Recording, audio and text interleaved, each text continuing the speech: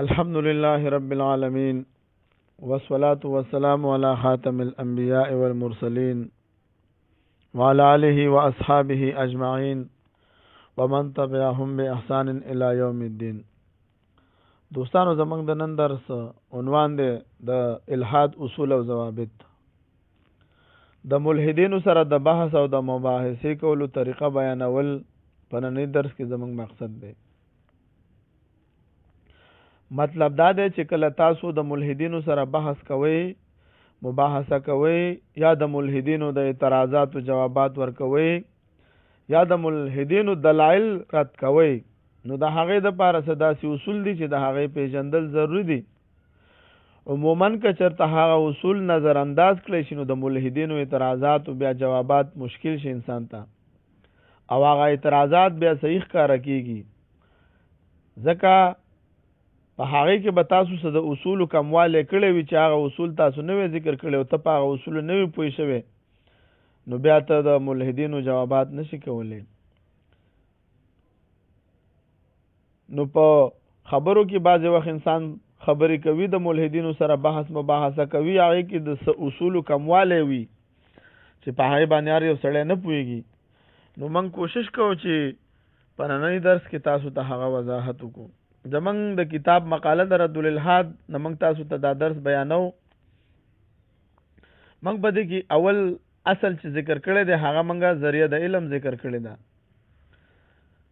اول اصل کې حواس خمسه کم چې 5 خواص دي، د دې په ذریعه باندې یو څیز پیژندلی شي، عقلي استدلالات او خبر صادقه. که یو څیز موږ ثابتول غواړو یا پیژندل غواړو، د هغه دپاره چې کومې ذرایع دي نو په هغې کې چې موږ کوم څیزونه پیژنو نو 3 ذریعو په ذریعې دا 3 ذرایع داسې دي چې څومره انسانان دي عموما په دې 3 ذرایعو سره کار کوي. اوله ذریعه چې د حواس دي. حواس نه مراد په لاس سره مسه کول، په سترګو سره لیدل، په ژبې سره څکل، په غوږونو اورېدل او په پوزې سره بوی کول. نو دا حواس غټه ذریعه د علم ده او ثبوت ده. نو که په دې 5 کې هر یو سره دا څیز ثابت شو نو هغه به د دلیل په میدان کې قبول وي. دویم اصل چې دی هغه عقلي استدلالات دي. دویمه ذریعه چې ده هغه عقلي استدلالات. نو د مسلم عقلي استدلالات هم د علم یو ذریعه ده. مثلا تا چیرته لوګي ولیدو نو ته وایې چې هلکه اور لګېدلی دی، حالانکه دا اور تا په خپلو سترګو باندې نه دی لیدلی او نه دی په غوږونو اورېدلی دی او نه دی په لاس سره مسه کړی دی، لیکن بیا ته هم وایې چې دا اور لګېدلی دی. ځکه ته پوهېږي چې د لوګي دا موجود کېدل په دې خبره دلیل دی چې هلته اور موجود دی. او همداسې ته په خاوره باندې یا په شګه باندې ته د خپو نښې او نشانونه وویني نو تا ته پته لګي چې هلکه په دې لاره انسان تېر شوی دی، حالانکه هغه انسان تا نه دی لیدلی او نه درته چا د هغه په باره کې څه ویلي دي، لیکن موږ عقلي استدلالات سره دا خبره منو چې څوک په دې لاره تېر شوی دی. ځکه دا د خپو نشانات په دې خبره دلیل دی. نو په عقلي دلیل سره چې یو څیز ثابت شي هغه به د دلیل په میدان کې قبول وي. د علم حاصلولو 3 ذریعه چې کوم دی خبر صادق دی. دا په اول اصل کې دی. طلبه کرامو دا به یاد ساتئ. په اول اصل کې 3 خبرې وي، حواس خمسه، دا شانته کې عقلي استدلالات او خبر صادق. د رښتیا ویونکي په خبره باندې عمل کول چې په هغه باندې زمونږ اعتماد وي. کله چې موږ ته هغه خبر راکړي نو موږ هغه منو، که هغه زمونږ په عقل کې راځي او که نه راځي، که زمونږ مشاهده کې راځي او که نه راځي، که موږ هغه څیز څکلی شو او که نه شو څکلی. لکه دا څومره جراثیم دي دا موږ په سترګو نه شو لیدلی، لیکن د یو څو ساینسدانانو دا لیدلی دي د دوربین او د خوردبین په ذریعه موږ یې منو. دغه شانته کې ډاکټران تاسو ته ټیسټ ولیکي، وایي لکه ستا کینسر دی، ستا پلانکي بیماري ده، ستا پلانکي بیماري ده. نو دا تا نه دی لیدلی خو ته د ډاکټر په خبره باندې یقین کې. دغه شانته کې تا ته یو کس د قدیم زمانې تاریخ بیانوي، چنگیز خان تیر شوی دی، سکندر اعظم تیر شوی دی، دارا تیر شوی دی، شاهجهان تیر شوی دی، تاج محل جوړ کړی دی شاهجهان په دلی کې دی هندوستان کې. اوس دا چا لیدلی دی؟ نو دا منګه نه دی لیدلی، خو لیکن منګه د خبرې د بل د تاریخ په وجه باندې منګ هغه منو چې دا شوي دي. دقه شانته کې نو کله چې ملحدین تاسو سره په مذهبیاتو کې بحث کوي نو د دې درېمې ذریعې نه بغیر شروع کوي. نو دا خبره یاد ساتئ، تاسو به د دې درېمې خبرې هم وضاحت ته غواړئ. ملحدین یا د حواسو مطالبه کوي چې موږ ته وخایا، یا د عقلي استدلالاتو مطالبه کوي. د علم درېمه ذریعه خبره صادق ده. نو تاسو به کوشش کوئ چې په دې درې واړو ور سره خبره کوئ. اول به ورته تووي چې بھائی اصول د علم سو دي، د علم سو اسباب دي، او خپل باندې دا خو شرح العقائد هم ذکر کړی دي. اسباب العلم ثلاثه: الحواس سلیمه والخبر الصادق والعقل بحكم الاستقراء ووجه الضبط. دغه شانته کې نو تاسو به دنه څه کوئ؟ د خبر صادق مطالبه به کوئ. لکه یو انسان وي یو رښتونه سړی دی، هغه وایي چې ما ته ملائک راځي، ما ته د اسمان نه وحی راځي، نو دا منل لازم دي، ځکه د علم د ثبوت دپاره خبر صادق یوه ذریعه ده. او که دوی وایي چې خبر صادق ذریعه د علم نه ده، نو دوی ته به تاسو دا ووایئ دا څومره جراثیم چې موجود دی او د دې دعوه کولی شي، او دغه شانته کې دا زمونږ چې کوم کهکشا د ملکی وی او په زرهاو په عربونو کهکشاګانې موجود دي، بلیک هول موجود دی، دا څونه دعوې چې کولی شي. دا ځمکه دوه قسمه ګردش کې دا خو موږ نه ده لیدلی. د دې سمندرونو دا اوبه چې دي دا د سپوږمۍ د کشش ثقل په وجه باندې دا شاربل کېږي د ورځې 2 پیرې، دا خو موږ نه دي لیدلی. دا ځمکه موږ ځان ته کشش کوي، دا موږ نه دي لیدلی. نو دا خو څو ساینسدانانو په خبرو باندې موږ یقین کوو.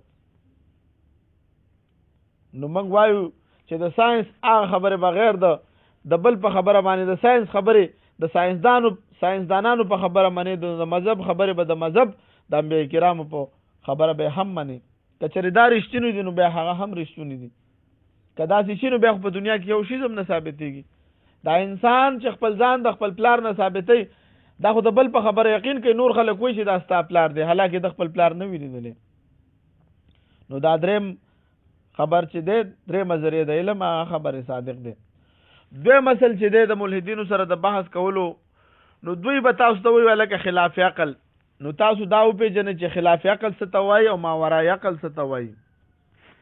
یو وی خلاف عقل، د خلاف عقل مطلب دا دی چې یو څیز عقلي طور باندې باطل وي، او بل دی ماورای عقل.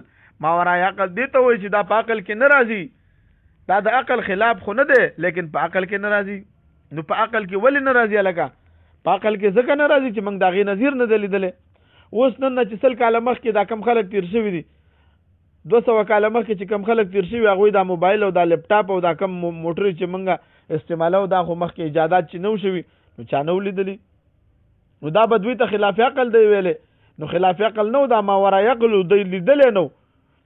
دقه شانته کې لکه ساینسدانان یوه نظریه پیش کوي، کوم ځای کې چې سیاره او دا ستاره ماته شي، هلته به بلیک هول جوړ شي.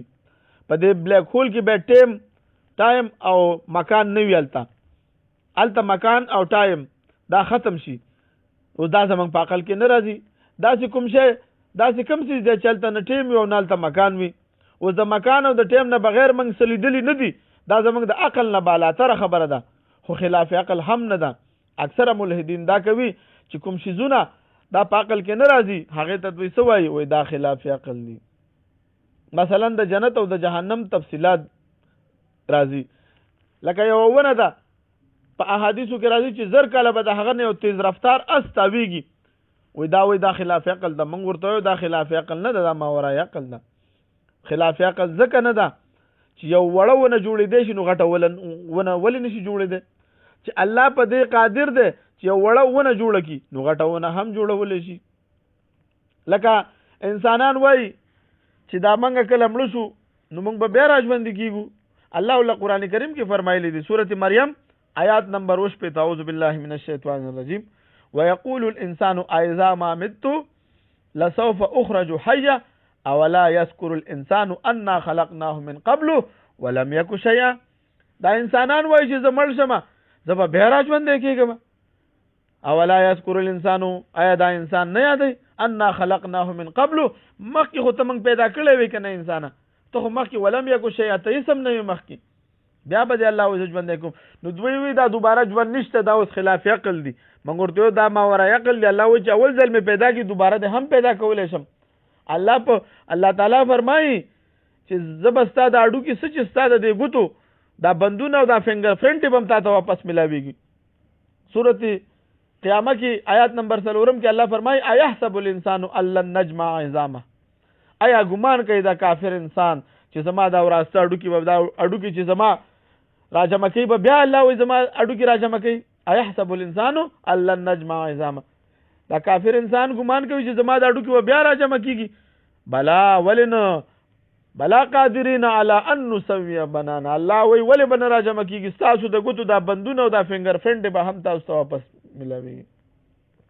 نو دوی وی دا خلاف عقل دي. موږ یو دا ماورای عقل خبر دي. نو په دنیا کې ډیر سيزونه دي چې زمنګ په عقل کې ناراضي بیا هم موږ منو. نو دغه شان د کې یو حدیث مبارک دی جعفر طیار رضی الله تعالی عنہ بارک راضي چې کله د موتا چې کوم جنگ شوی پای کې دا شهید شو دا مبارک د لاسونه کټ کړی شو. نو بیا نبی علیہ السلام فرمایل چې الله رب العزت د دې په بدله کې دله الله رب العزت وزر ورکړي په جنت کې لوزي د لاسونو په بدله کې الله ول وزر ورکړي. په دې به مستشرقین او اعتراضات کول چې دا انسان به څنګه لوزي. نن په خپل سترګو باندې منګولې دل چې انسانان لوزي دا جازونه دا شان تک انسانان خپل داسي دغه جوړ کړی دي داسي جرسینه جوړ کړی دي او داسي اوس ماشینونه جوړ کړی چې دا انسان په ولاړی دا فوجن او باقاعده اوس خو تاسو دا بحري مشقونو کې وګورئ هغه کې دوی دا انسانان د یو جاز نه بل جاز ته چې دا انسان ولاړ او خپل ریموټ ور سره په هغه ماشیندرې د بره ولاړ وي او دا په خپل باندې دا انسان لوزي.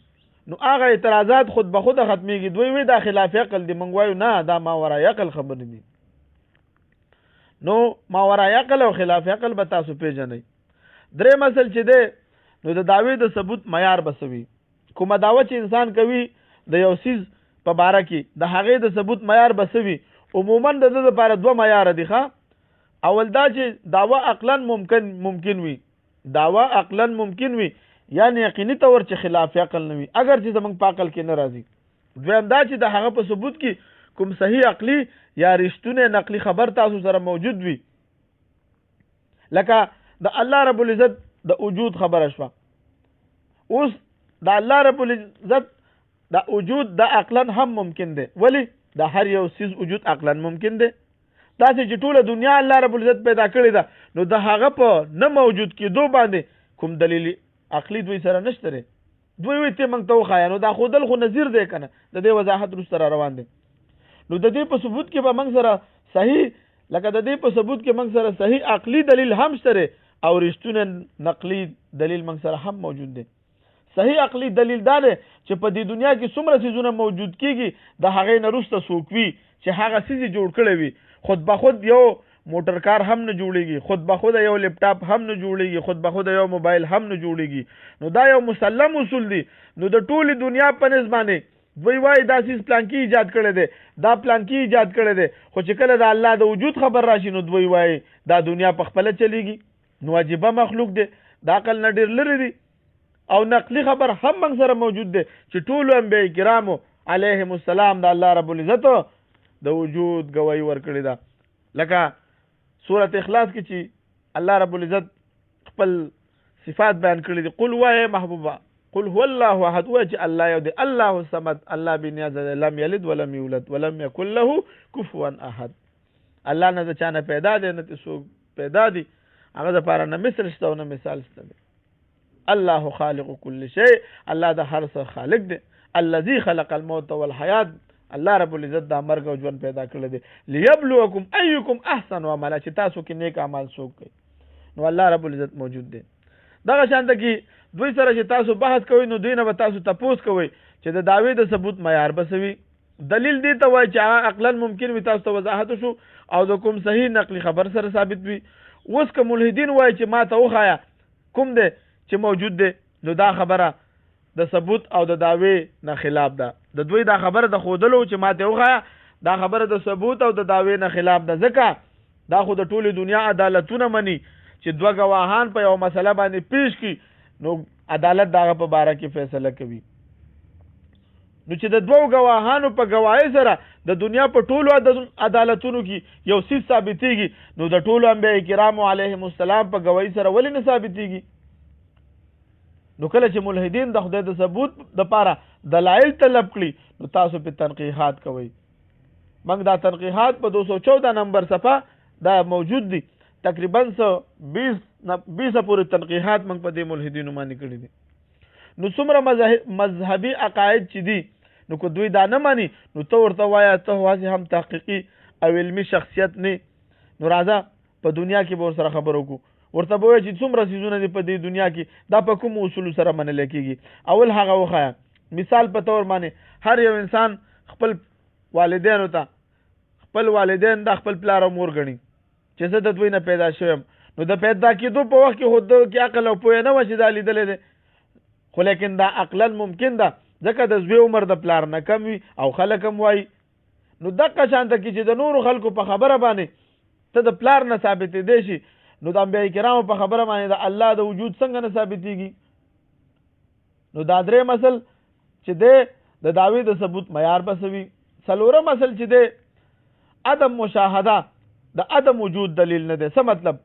کوم څیز نه لیدل د دې خبرې دلیل نه دی چې هغه څیز موجود نه دی. دا خو ساده خبره ده. موږ په ژوند کې په زرهاو څیزونه نه وینو او بیا یې هم منو، لکه بلیک هول شو، سیارې ستارې، د ځمکې دا گردش کول، د ځمکې دا حرارت، مر ګرځېدل وغیره وغیره. او دا څومره ساینسي څیزونه دي، دا جراثیم دي، څومره څیزونه دي، څومره ملکونه دي، دا موږ ډېر څیزونه دي چې موږ نه دي لیدلي، لیکن د خلکو په خبرو سره څه کوو؟ موږ یې منو او تاریخ ګورو. لکه جنگ عظیم شو، دا موږ نه دی لیدلی اوس، لیکن موږ ټولې منو. ولی؟ عدم مشاهده د عدم وجود دلیل نه دی. دا اصل چې عدم مشاهده د عدم وجود دلیل نه دی. دغه شانته کې پنځم اصل د مدعی نه د دلیل مطالبه کولی شي، خو د نظیر مطالبه کول صحیح نه دی. دوه څیزونه د مولوي صاحبانو یاد ساتئ. یوه دعوه، د یوې دعوې د ثبوت دپاره دلیل پیش کول، وضاحت مخکې وشو چې هغه دعوه عقلا ممکن وي او د رښتوني نقلي خبر سره ثابت وي.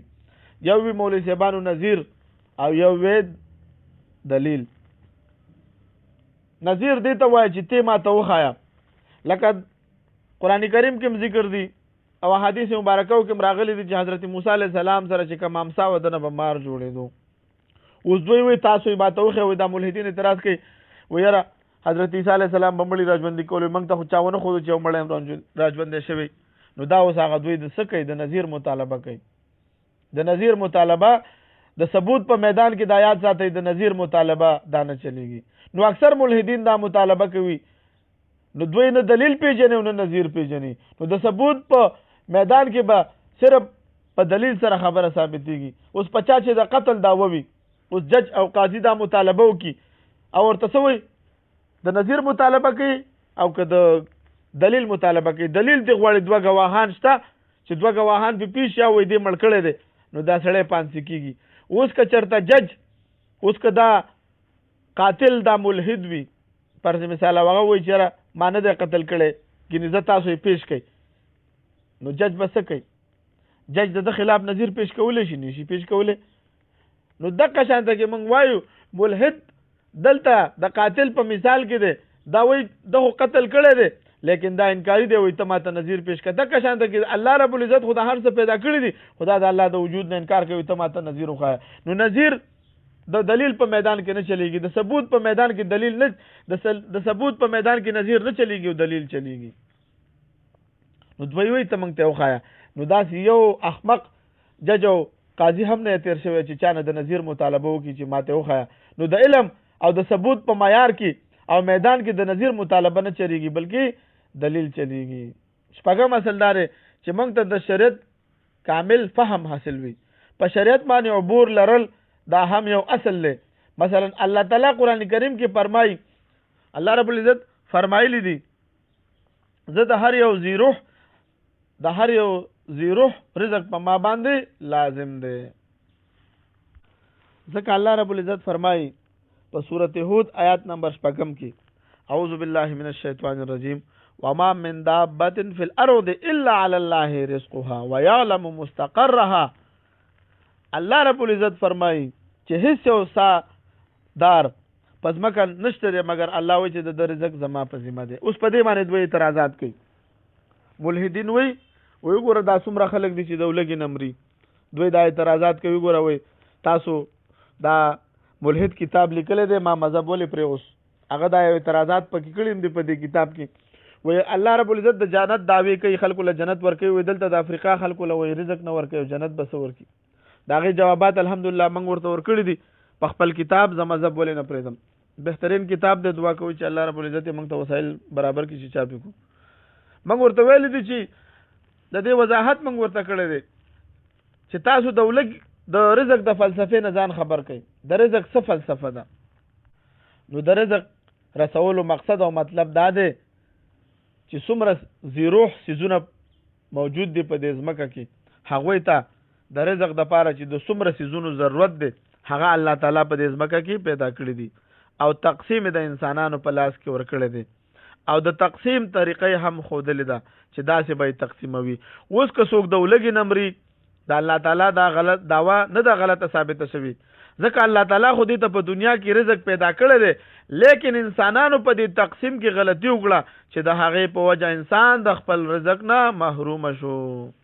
مولوي صاحبانو په ټوله دنیا باندې چې معاشي کم د خلکو ظلم جوړ کړی دی یورپي اقوامو او خاص کر د افریقا طرف ته دومره ټیکسونه په خلکو باندې لګولې دي. زمونږ خپل د ملکونو پاکستان افغانستان ته وګورئ دا څومره اقتصادیات چې دي دا اقتصادي پابندۍ نه دي کافرانو په موږ باندې لګولې دي. د ټولې دنیا تجارت 9% دا په ډالر کې کیږي او 11% چې دی دا په این کې شو څه جاپاني کرنسي ده او څه چاینا کرنسي ده او څه پکې پونډ دی. نو دا ټول څه د کافرو په لاس کې دي او مسلمانان او غریبانان ملکونه تاسو وګورئ د ټولې دنیا وسایل د مسلمانانو ملکونو کې دي لیکن په منځ کې غربت ولې دی زمونږ په وسایلو باندې د دوی قبضې دي. دوی هغه هر څه د تقسیم طریقه کم چې الله ښودلې ده هغه دوی په خپل لاس کې اخیستې ده او په خپله طریقه باندې دا کوي. په سرمایه‌دارانه نظام کې د سود نظام ټول اکثریت دنیا کې د سرمایه‌دارانه نظام لاندې خلک ژوند تیری په دې کې څه کېږي غریب ورځ په ورځ غریب کېږي. په ما انزل الله خو فیصله نه کېږي که چېرته په ما انزل الله باندې فیصله وشو نو هر سړي ته به خپل حق ملاویږي لکه څنګه چې په خیر القرون کې د عمر بن عبدالعزیز رحمت الله علیه په زمانه کې چې کله د امن او د عدل فیصلې به کېدلې نو دومره به څوک نه و چې چا زکات اخیستی وي. هر سړي به ویل چې ما بېګا زکات ادا کړی دی که بېګا دې ماته راوړي وي نو بېګا زه غریب یم اوس زه دونه مالدار یم چې زه خپله زکات ورکوم. نو د رزق فلسفه دا ده چې څومره زیروح سیزونه دي هغوی ته چې د رزق دپاره د څومره سیزونو ضرورت دی هغه الله تعالی په ځمکه کې پیدا کړي دي او تقسیم د انسانانو په لاس کې ورکړی دی او د تقسیم طریقې هم ښودلې ده چې زکات به ورکوئ دغه شانته کې د غریبانانو مسکینانو سره دغه شانته کې د کونډو یتیمانانو سره د دې خلکو سره به خیر ښېګړه کوي. نو کله چې انسانان په دې تقسیم باندې روانو په ټوله دنیا کې عدل او انصاف و کله چې دا تقسیم خلکو پرېغوستو نو په دې کې د الله رب العزت دغه د قصور دی د اسلام په کې څه قصور دی.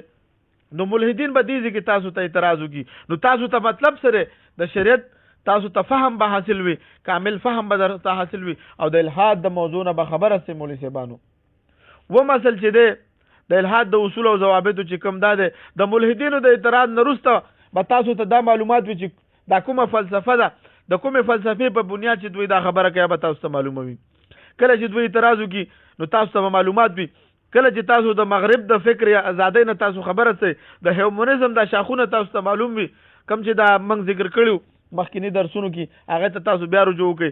کله چې تاسو ته دا معلوم وي نو تاسو ته خپله معلومات کېږي چې هلکه د دې فلسفې نه متاثره دی دا د دې فلسفې په بنیاد باندې اعتراض کوي نو تا ته به معلومات وي ځکه تا ته چې مد مقابل کم خصم ناست دی او تا ته د هغه باره کې معلومات نه چې دا د کومې ډلې سره تعلق ساتي د څه نظریه ده نو تا هغه ته جواب ورکولو کې تا ته مشکل وي. مثلا ملحدین اعتراض کوي وای په اسلام کې دا پابندیانې ولې دي وای اسلام وای پکار خدا دا انسان وای آزاد پکار دی دا اوس د ماډرنزم د فلسفې په د مساواتو په بنیاد خبره کوي. نو موږ به ورته وایو یار اسلام د مساواتو دعوه نه ده کړې اسلام د انصاف معامله کړې ده. انصاف دا دعوه کړې ده چې هر مخلوق سره د انصاف وکړي شي. د ښځې چې څومره حق جوړیږي هغه ورته ورکوي، د ماشوم چې څومره حق جوړیږي هغه ورته ورکوي، د هر چا د عالم چې څومره حق جوړیږي هغه ورکوي، د صدر او د وزیر اعظم د امیر المؤمنین هر یو سړی انزل الناس منازلهم، هر یو انسان په خپل خپل ځای باندې کینوي. دوی سوی هر یو انسان ته ازادي پکار ده، هر یو انسان ته مساوات پکار دي. موږ یو د مساواتو خبره اسلام نه کوي، خبره اسلام د انصاف خبره کوي او دا خبره صحیح ده. که چېرته د مساواتو خبره راشي نو په دې دا زنانه زموږ په دې لکه ممالکو کې ټولو نه سخت کارونه دا سړی کوي. دا ګوره دا کورونه جوړول، دا دیړي، دا ګلکاري، دا مصریتوب، دغه شانته کې دا رنګ کارونه، دغه شانته کې د فیکټریانو کې دا موټرې چلول، دا څونه سخت کارونه دا ټول د سړو په دغه کې دي، لاس کې دي، په سړو باندې لازم دي. که چېرته دا ته ښځه بار روباسي نو ښځه دا کمزوري جسم سره دا خدمات کولی شي، او چې کله به ښځه د دنیا کاروبار شروع کی نو دنه بس شي د خپل نسل تربیت به پاتې شي. یورپ خپل ښځه بار راایستلې ده او هغوی څه کوي اوس ورسره طریقه نه ورځي، د هغوی نسل تباه شو. هغوی اوس انعامونه ورکوي، وایي که چا 2 3 4 بچي راوړل دونه انعامونه ورکو، د هغوی بچو دپاره راوړلو دپاره ورسره وخت نشته او نه تربیت کولی شي. ولې هغوی کې اوس د څوک نشته چې څوک خپله ښځه وساتي. نو دوی چې کله اعتراض وکړي تاسو ته به د هغوی فلسفه معلوموي چې هلکه دا د دې فلسفې په بنیاد باندې خبره کوي. اتم بحث چې دی د جزوي خبرو په ځای به ورسره په کلیاتو باندې بحث کوي، ځکه چې په جزوي خبرو باندې هغوی راشي نو تاسو یاد ساتئ نو بیا به دوی سره هېڅکله نه ختمېږي. لکه دوی به تاسو ته وایي چې هلکه ستاسو فقې دا لیکلي دي، ستاسو فقې دا لیکلي دي، تاسو یو بل له کافر وی وایي هغه او دغه دا خبرې به دوی کوي. تاسو به ورته ووایئ چې بهی منګه په اصل خبره وکړه چې د یو څیز اصل ټیک وي د ده به فروع هم ټیک وي. ته اصل کې د اختلاف دی نو فروع ته سره پاره دي. موږ وایو چې موږ په خپلو کې کوم اختلاف لرو دا د تعبیر اختلاف دی، د الفاظو د تعبیر اختلاف دی. زموږ د ټولو څومره چې مسلمانان دي د دوی عقیده ده چې الله یو دی، نبی علیہ السلام آخري نبی دی، په قرآن کریم آخري کتاب دی، زموږ په ایمان دی. دغه شانته کې حج په کال کې یو ځل راځي، دا ټول مسلمانان فرض ګڼو. پر د رمضان روزې ټول مسلمانان فرض ګڼو. دغه شانته کې د سلور نکاحګانې د ټولو مسلمانانو په نسبت باندې سلور نکاحګانو اجازت دی، خو زیاتو اجازت نشته. دغه شانته کې چې زموږ څومره عبادات دي اکثریت زموږ د ټولو عباداتو کې په اصولو کې موږ ټول یو یو، لیکن په فروع د الفاظو په تعبیر کې موږ اختلاف لرو. موږ وایو دا زموږ د محبت دی د الله او د رسول سره. هر یو زموږ چې څومره جماعتونه دي، یو وایي چې زه د الفاظو صحیح تعبیر بیانوم، بل وایي چې زه صحیح بیانوم، بل وایي چې زه صحیح بیانوم. الحمدلله موږ ټول مسلمانان یو. نو دغه شانته کې د ملحدینو سره به تاسو څه کوئ؟ په کلیاتو به بحث کوئ. نهم اصل د شریعت د اصول نه به ورته جواب ورکوئ. لکه موږ چې د ملحدینو ته څونه اعتراضات او جوابات ورکوو، هغه د کومې فلسفې په بنیاد چې د اعتراض کړی وي موږ به په کار دی چې هغې نه ورته جواب ورکو. مثلا د کفار د جهنم په باره کې وضاحت دی چې یاره وایي دا خو ظلم دی، وایي یاره 50 کاله دوی دغه وکړي، 50 کاله دوی ګناه وکړي، ټول عمر سوځول، دا خو وایي ظلم دی. نو موږ به ورته وایو الله رب العزت په علم کې دا خبره ده چې دا یو انسان که چېرته تر قیامته پورې دا انسان، دا کافر انسان که تر قیامته پورې ژوندی وي د به کفر کولی، نو د دې د خپل دغه په وجه باندې د خپل عمل په وجه باندې د جهنم ملاویږي. او بل دته موږ دا عقلي جوابات هم ورکو چې د دنیا لکه په دنیا کې خلک دا جرم چې کوي ډېر په لږ وخت کې کوي. یو انسان قتل کوي یو ملت کې کوي، نو بیا دا حکومتونه د دنیا حکومتونه بیا دله د عمر قید سزا ولې ورکوي، ټول عمر دله بیا سزا ولې ورکوي. هغه جرم چې څونه سخت وي دومره سزا هم سخته وي. دغه شانته کې دا شرک چې دی ان الشرک لظلم عظیم، شرک چې دی ډېر سخت دی نو دې وجې نه ورته عذاب هم سخت ملاویږي. او دغه شانته کې نور جوابات هم شته. یو جواب دا هم دی چې د الله رب العزت ډېر صفات دي. یو صفت د حکمت والا دی، حکیم دی، د حکمت والا، نو الله تعالی په دې کې حکمت دی. دویم جواب دا دی چې دا ټول انسانان دغه شانته کې د الله تعالی مخلوقات دي او د الله بندگان دي. د الله تعالی زموږ د ټولو مالک دی. اوس د مالک خوښه ده چې څه کوي، څوک د خپل مال سره چې څه کوي څوک ورته ظالم نشي ویلی. لکه یو انسان سره موبایل دی، یو انسان سره د دنیا منګوینو کنه، یو انسان د خپل رکشې ته ورواچي، موټر ته ورواچي، غوسه شي، دماغ خراب شي، او دله چا ظالم نه ویلو. دغه شانته کې الله رب العزت موږ پیدا کړیو، دا موږ د الله مملوک یو. البته الله رب العزت فرمایلی دی په سورۃ النساء آیات نمبر 147 کې اعوذ بالله من الشیطان الرجیم ما يفعل الله بعذابكم ان شكرتم وامنتم وكان الله شاكرا عليما. الله رب العزت فرمایلی دی زما څه کار دی چې تاسو ته عذاب درکړم، که تاسو په ما باندې ایمان راوړو، تاسو شکر ادا کړو، نو الله رب العزت ډېر قدردان دی. الله رب العزت ډېر قدردان دی، په هر څه باندې خبر دی. وګوره لسم اصل چې دی نو د شریعت د مسلمانانو نه به موږ د سره بحث کوو. څه مطلب؟ د خپل شریعت نه به سره بحث کوو. مثلا نبی علیہ السلام اخري نبی دی، قیامت حق دی، د قبر ژوند چې دی دا شانته کې په دې کې به سره منګه په اصول کې به بحث کوو. په فروعي مسایلو کې به دوی په یو مسله باندې اعتراض کوي نو موږ ورته وایو چې یار دلته بل تشریح هم شته. دوی چې کله په فروعي مسایلو کې تاسو باندې اعتراض وکړي نو ته ورته چې دلته بل تشریح هم شته، هغه ولې نه مني؟ موږ ورته وایو چې اول د اسلام اصول منه، د الله تعالی په باره کې عقیده صحیح کړه، د دې خبر جواب ورته ملو شي. نو تاسو به موږ له پکار دی چې کوشش وکړو چې د فروعي مسایلو په ځای ورسره موږ څه وکړو، موږ ورسره په اصولو کې بحث وکړو. ځکه په فروعي مسایلو کې خو اختلاف رائے موجود ده، نو هغه او بحث په هغه چا باندې کېږي چې هغه متفقون علیه دغه فیصله وي. متفقون علیه حساب باندې راځي چې اعتراض کوو موږ بدل جواب درکو ان شاء الله تعالی.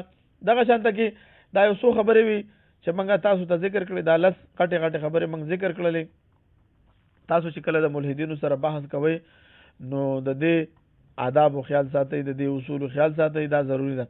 ځکه چې د دې بغیر تاسو ملحدینو سره بحث کوئ نو بیا به تاسو اکثر به بیا تاسو سره دغه به در سره نه وي، جواب به در سره نه وي، بیا په خپله هم شک کې پراته. نو د الحاد دا موضوع ډېره پیچیده موضوع ده. اول اصل چې موږ ذکر کړو هغه ذریعه د علم، چا کې موږ درې خبرې ذکر کړې وي: حواس خمسه، عقلي استدلالات او خبر صادق. دغه شانته کې دویم اصل چې هغه یو خلاف عقل، یو ماورای عقل، دغه دا دویم اصل شو. دغه شانته کې دریم اصل چې د دعوی د ثبوت معیار بسوي، انسان چې کومه دعوه پیش کوي د هغې د لپاره به ثبوت سوي. موږ ویلو دوه معیار دي، یو دعوه چې عقلا ممکن وي او دویم چې خلاف عقل نه وي. دغه شانته کې او څلورم اصل چې عدم مشاهده د عدم وجود دلیل نه دی. پنځم اصل چې د مدعی نه د دلیل مطالبه کولی شي، د نظیر مطالبه نه شي کولی. شپږم اصل دا چې د شریعت کامل فهم به تاته حاصل وي. دغه شانته کې اوم اصل دا چې د ملحدینو د اعتراض نه وروسته چې کومه فلسفه د هغه پیژندل ضروري دي. او دغه شانته کې اتم اصل د ملحدینو سره د جزوي خبرو په ځای باندې په کلیاتو بحث کول پکار دی. او نهم اصل د شریعت نه ور سره جوابات به د شریعت نه ورته ورکوي. او لسم اصل دا چې تاسو به څه کوئ، تاسو به د شریعت د اسلامي نه کوم چې زمونږ متفقون علیه کوم خبرې دي پای کې ور سره بحث کوي، دا غینه بوله جوابات ورکوي. دا درس کوشش کوي دا درسونه اوري مخکې لګ شیر کوي چې نور مسلمانان هم د دې فتنې نه خبرېږي. واخر دعوانا الحمدلله رب العالمین.